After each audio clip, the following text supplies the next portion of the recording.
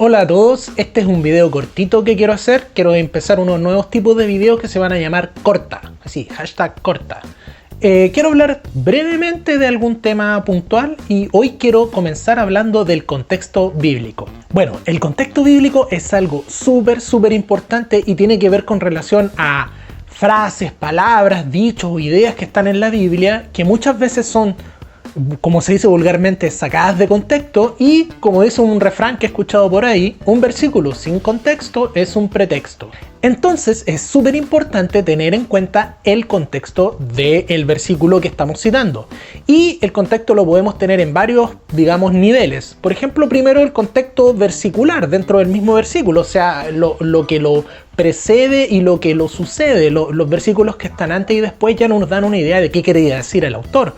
Luego está el capítulo completo, donde está ese versículo, donde estamos enfocando ya más o menos la idea global y general. Y finalmente el libro o carta donde se encuentra esto, que ya nos va a dar un contexto, ya sea por ejemplo, en el caso de los salmos, que son poéticos, en el caso de los libros como Isaías o Jeremías, que son proféticos, en el caso de las cartas de Pablo, que son cartas enviadas a iglesias para tratar ciertas tareas, o los evangelios, donde son narraciones de experiencias vividas por los apóstoles y que están haciendo memoria de lo que ellos vivieron con Jesús.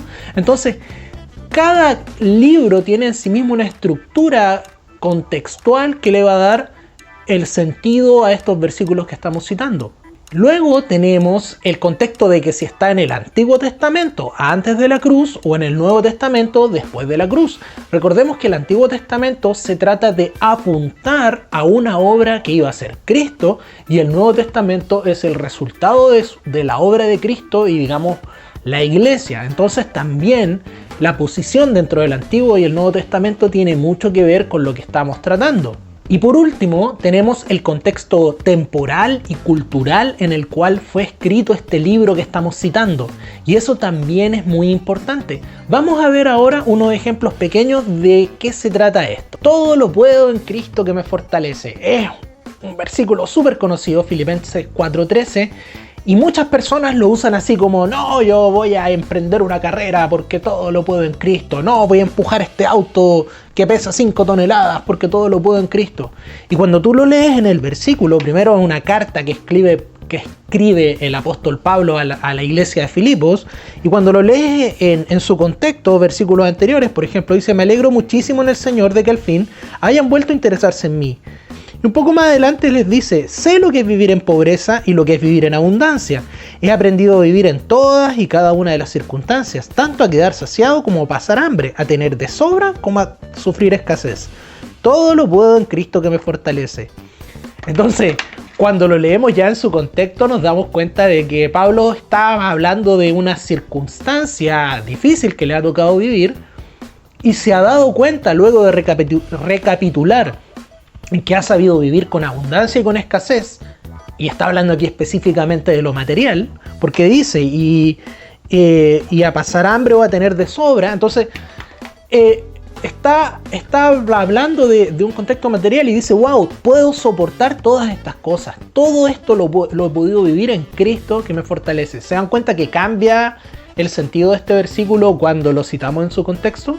Otro bien común que también es citado muchas veces, yo lo he escuchado en iglesia, de hecho reconozco con vergüenza que alguna vez también lo grité, cuando decían: grite y diga esto, diga el débil, fuerte soy, y todos los giles gritábamos: diga el débil, fuerte soy, y los que éramos débiles gritábamos: fuerte soy. Y cuando lo lees en contexto, Joel 3:10, vamos a leer lo que dice. Vamos a leer un poquito antes y un poquito después. Proclamen esto entre las naciones, prepárense para la batalla, movilicen a los soldados, alístense para el combate todos los hombres de guerra. Forjen espadas con los asadones y hagan lanzas con las hoces. Que diga el cobarde: soy un valiente. Dense prisa, naciones vecinas, reúnanse en ese lugar. Ya, estamos hablando de un llamado a la guerra, de movilizarse para la guerra. ¿Pero en qué sentido? Vámonos ahora un poco después. Dice en el versículo 12: movilícense las naciones, suban hasta el valle de Josafat, que allí me sentaré para juzgar a los pueblos vecinos. Mano a la hoz, que la miel está madura. Vengan a pisar las uvas, que está lleno el lagar. Sus cubas se desbordan, tan grande es su maldad. Y en el fondo, lo que está haciendo Dios es, digamos, llamar a un juicio a las naciones. De hecho, si tú sigues leyendo un poco más atrás y un poco más adelante, dice, por ejemplo, en los versículos anteriores, esto ya es el capítulo 3, dice en el versículo 2, reuniré a todas las naciones y las haré bajar al valle de Josafat. Allí entraré en juicio contra los pueblos en cuanto a mi propiedad, mi pueblo Israel, pues lo dispersaron entre las naciones y se repartieron mi tierra.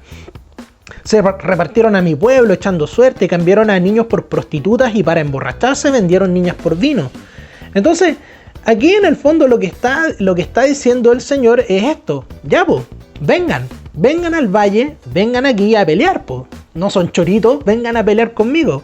Entonces, cuando tú ya lees todo el contexto del capítulo 3 y el versículo 4, y de hecho cuando te das cuenta de qué trata el libro de Joel, te das cuenta que en el fondo lo que está diciendo Dios es: vengan, ¿quieren pelear conmigo? Ya, pues, vengan al valle, forjen, dice, prepárense para la batalla, movilicen a los soldados, alístense para el combate, forjen espadas y que diga el débil, fuerte soy. Bueno, eso lo dice la Reina Valera, esta es la NBI que estoy leyendo y dice: que diga el cobarde, soy un valiente. Entonces se dan cuenta que nuevamente el contexto cambia todo el sentido del versículo y ya no se trata de gritar como locos dentro de la iglesia para alguna tontera, sino que se trata de Dios entablando un juicio contra las naciones y llamándolas a decir: ya, pues, no son tan choros, vengan a pelear conmigo.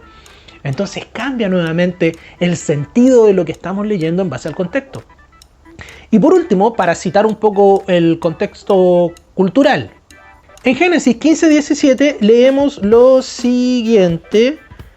Dice: cuando el sol se puso y cayó la noche, aparecieron una hornilla humeante y una antorcha encendida, las cuales pasaban entre los animales descuartizados.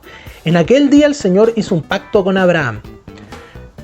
Y es como raro, porque en el fondo Dios le dice a Abraham: mira, tráeme unos animales, descuartízalo y coloca las mitades separadas, una aquí y una por allá. Abraham se queda y en cierto momento ocurre esto, que dice que el sol se puso, cayó la noche y apareció como una hornilla humeante, que era una especie de lámpara, y una antorcha encendida, las cuales pasaban entre los animales descuartizados.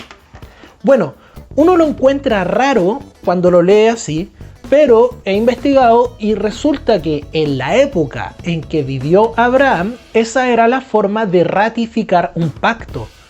Es como decir que fueron al notario, si estuviéramos acá en Chile, fueron al notario y firmaron un acuerdo ante notario. Era la forma cultural en la que se firmaban los pactos. De hecho, más adelante hay otras formas en las que Dios va ratificando pactos en, digamos, consonancia o en, podríamos decir, respeto al contexto cultural. Dicho de otra manera, si esto hubiera ocurrido en Santiago de Chile en esta época, probablemente Dios le habría dicho a Abraham: vamos ante notario a firmar porque yo voy a cumplir mi compromiso.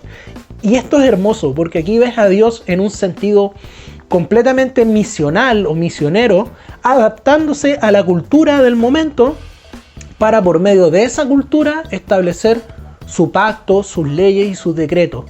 De hecho, ocurre algo parecido cuando se entregan los 10 mandamientos. La forma literaria en que se entregan los 10 mandamientos es muy similar a cómo se hacían los pactos y acuerdos entre naciones. Cuando un rey derrotaba a una nación, se hacían ciertos acuerdos y la estructura literaria es muy parecida a la forma en que se entregan los 10 mandamientos. Entonces también hay un contexto cultural que dicta algunas cosas. Y este pasaje en particular lo quise traer porque cuando uno lo lee así dice: ¿qué tiene que ver que haya una antorcha pasando entre animales descuartizados? Y de hecho a mí la curiosidad me llevó a investigar un poco esto y me di cuenta de que es un tema netamente cultural del momento en que ocurren estos hechos. Entonces, teniendo en cuenta estas cosas, uno puede salir de ciertas mitologías de iglesia en que gritamos un versículo, gritamos otra cosa, decimos una cuestión o hacemos leceras como, no sé, no me imagino hoy día a los pastores poniéndonos pedazos de pollo y vacuno en el suelo y haciéndonos caminar entre medio. No se trata de eso, se trata de entender el significado que está detrás y qué era lo que estaba haciendo Dios. Y aquí vemos una actitud muy misional, muy de cómo lo hacen en tu país, ok, lo haremos de esta manera para que tú te sientas tranquilo. Y eso es hermoso. Bueno, chicos, La idea era esta, hacer algo cortito, breve y explicando un poco el tema del contexto. Obviamente hay mucho más, pero siempre es bueno investigar por cuenta propia y esto que sea solo un punto de partida. Hasta la próxima con otra corta. ¡Chao!